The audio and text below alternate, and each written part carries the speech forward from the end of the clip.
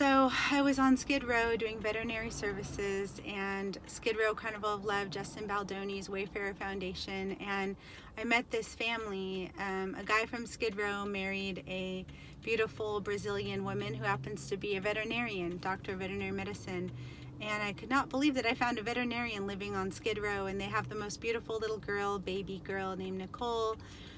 Long story short, I offered to mentor her, the veterinarian, in my hospital so she could get her license. And it finally got to the point where they're already out here trying to find a place to live, and I did a fundraiser and we've gotten some money, so not a lot, but maybe to find a place. But the guy is from Skid Row, and the way the world is, nobody will accept him. He's got things, baggage, and they just won't, nobody will rent to them no matter whether they have the money or not. He had incidents where, by no fault of his own other than the system and institutionalized issues, he got some credit stuff that that doesn't allow them to get a home together. So now we're at the point where they either have to separate, where probably somebody would rent to her and the baby alone, which is so devastating because they're such a lovely family. He loves his baby, he loves his wife so much, and it's just killing me. And my dilemma is trying to find them a home. I've been called delusional for trying to help them, I'm at a point where he is losing faith because we can't find anyone that will rent to them,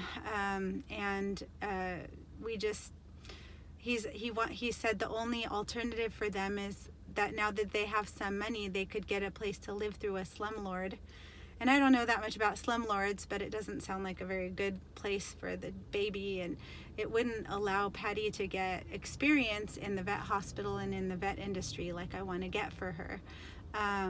So I'm just posting this more to let people know how difficult it can be for people to get out of poverty, how devastating it is for people like me who dream of helping these beautiful people have a life and succeed in the world, and to see the despair that they have seeing me, this Pollyanna blonde girl who never had a day without food or shelter, trying to be optimistic, and they're looking at me like, girl, you have no idea what we've been through. And they're right, but I still believe that there are good people out there, and I know that there's a way, but I'm just I'm hoping that they'll keep their faith going, and that something will open up. Some good Samaritan will have a back house or a guest house, or something, a church will have some housing, or somebody, some human being will open up their home to rent